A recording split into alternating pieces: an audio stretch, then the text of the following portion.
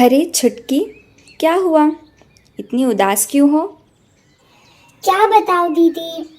मैं अपनी लाइफ से अब इतनी परेशान हो चुकी हूँ कि कभी कभी लगता है कि मुझसे अच्छी लाइफ तो उस टॉमी की है। कितना प्यार करते हैं सब उससे, कितना ध्यान रखते हैं, कितना मजे करता है वो। सारी की सारी दिक्कतें हम इंसानों को ही सहनी पड़ती है। मैं तो भगवान से यही प्रार्थना करती हूँ कि बस अब ये जीवन मुझसे ले लो और अगला जन्म मुझे जहाँ भी देना हो, जिस भी योनि में देना हो, मुझे अच्छा दे बस। छुटकी, अभी तुम बहुत परेशान हो, इसीलिए ऐसी बातें कर रही हो। ज़रा अपना दिमाग ठंडा करो और अब मेरी बात ध्यान से सुनो। आज जो तुमने कह दिया है, दोबारा कभी मत कहना। तुम्हें अभी पता ही नहीं है कि तुमने क्या कह दिया है। आज तुम मेरी बात एकदम ध्यान से सुनो, और आज की बात अगर तुम्हें समझ आ गई तो अगली बार तुम कभी भी ऐसी प्रार्थना नहीं करोगी भगवान से कि तुमसे तुम्हारा मनुष्य जन्म वो छीन ले। तुम्हें पता है सबसे अमूल्य क्या है इस पूरी सृष्टि में? ये मनुष्य जन्म, जिससे तुम इतने परेशान हो गई हो ना, जो दिन भर की छोटी मोटी बातें तुम्हें सता रही है, परेशान कर रही है, ये सब दुख कुछ भी नहीं है। अगर ये मनुष्य जन्म तुम्हारा चला गया तो उसके बाद इससे लाखों गुना ज़्यादा तुम्हें दुख सहन करने पड़ेंगे, और तुम्हारे पास कोई ऑप्शन भी नहीं होगा उन दुखों से बाहर निकलने का। ये मनुष्य जन्म इतना बड़ा गोल्डन चांस है हमारे लिए कि हम हमारे जन्म जन्मांतर के दुखों का इसमें खात्मा कर सकते हैं और हमेशा हमेशा के लिए सुख की प्राप्ति कर सकते हैं। दीदी, आपकी बातें तो बहुत अच्छी है सुनने में, लेकिन मैं ये सब बातें मान नहीं पाती। मैं कैसे मान लूँ जो आप कह रहे हो? छुटकी, मुझे पता है तुम्हें ये बात इतनी आसानी से समझ नहीं आएगी। किसी के लिए भी ये समझना बहुत मुश्किल है, लेकिन आज मैं ये बातें प्रमाणों के साथ तुम्हें समझाऊंगी, तो गौर से सुनो। आदि सतगुरु सुखराम जी महाराज फरमाते हैं, भटकत भटकत नीठ मिल्यो है, मानव तन अवतारा, सुरपत देव सकल सो बंछे, मिले न दूजी बारा। इसका अर्थ समझती हो कि भटकत भटकत नीठ मिल्यो है, मानव तन अवतारा। मतलब भटकते भटकते भटकते बड़ी ही मुश्किल से, बड़े ही सौभाग्य से हमें ये मनुष्य जन्म मिला है, और ये एक अवतार है। मानव तन एक अवतार है। सुरपत देव सकल सो बंछे, मिले न दूजी बारा।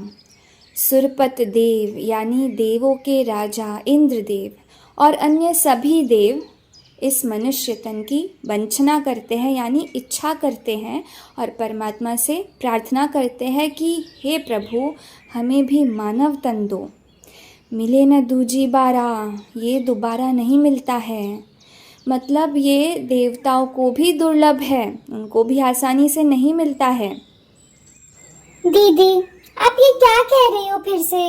मुझे तो कुछ भी समझ में नहीं आ रहा है। ऐसा थोड़ी होता है, ऐसा कैसे हो सकता है?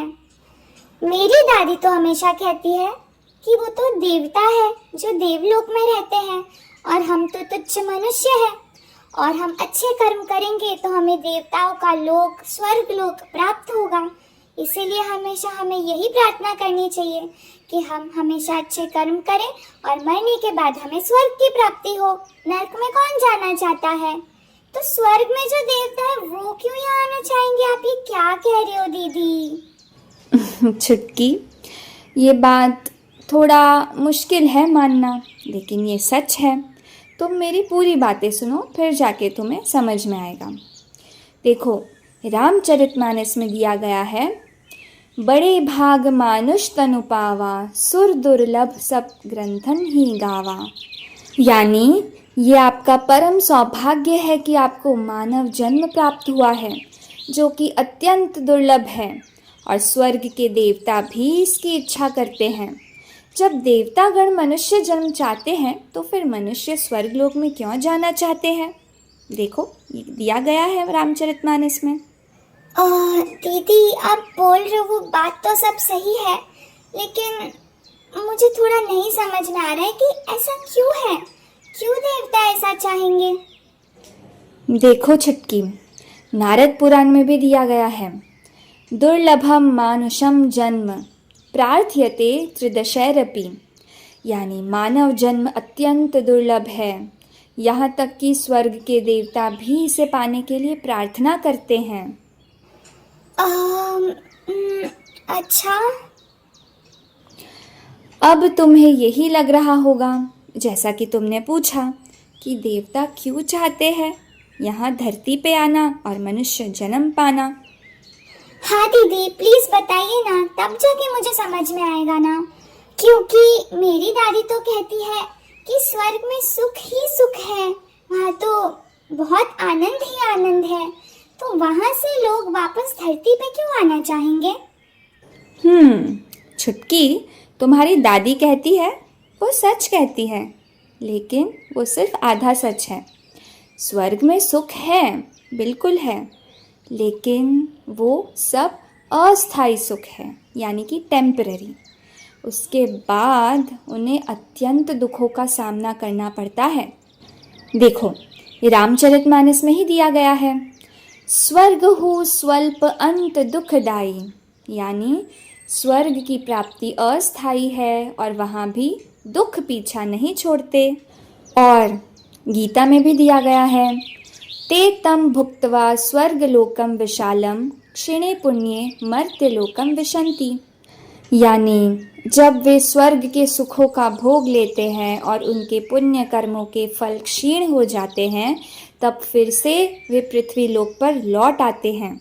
और श्रीमद् भागवतम में क्या दिया गया है, तावत् प्रमोदते स्वर्गे यावत् पुण्यम समाप्यते क्षीण पुण्यः पत्यगिनिच्छन् काल चालितः, यानी स्वर्ग के निवासी तब तक स्वर्ग के सुखों का भोग करते हैं जब तक उनके पुण्य कर्म समाप्त नहीं हो जाते। कुछ अंतराल के बाद उन्हें अनिच्छा से बलपूर्वक निम्न लोकों में भेज दिया जाता है। देखो छुटकी, स्वर्ग में अत्यंत दुख होते हैं और बहुत सारे दुख होते हैं जिन सभी का वर्णन करना विस्तार में अभी संभव नहीं है, लेकिन सबसे बड़ा दुख वहाँ पे कौन सा होता है जानती हो? उन्हें अपनी आयु का पता होता है। उन्हें पता होता है कि मैं कितने समय तक ये स्वर्ग के सुख भोग सकता हूँ और कौन से दिन मुझे यहाँ से चले जाना है, और यहाँ से जाने के बाद मुझे कौन से लोक में जाना है, कौन से कष्ट मुझे सहन करने हैं, कौन से निम्न लोकों में मुझे जाना है, कौन सी योनि में मुझे फिर से जाना है, फिर से कौन से दुख मुझे भोगने हैं, वो सब मुझे पता होता है, और वो भी स्वर्ग के सुख भोगते भोगते।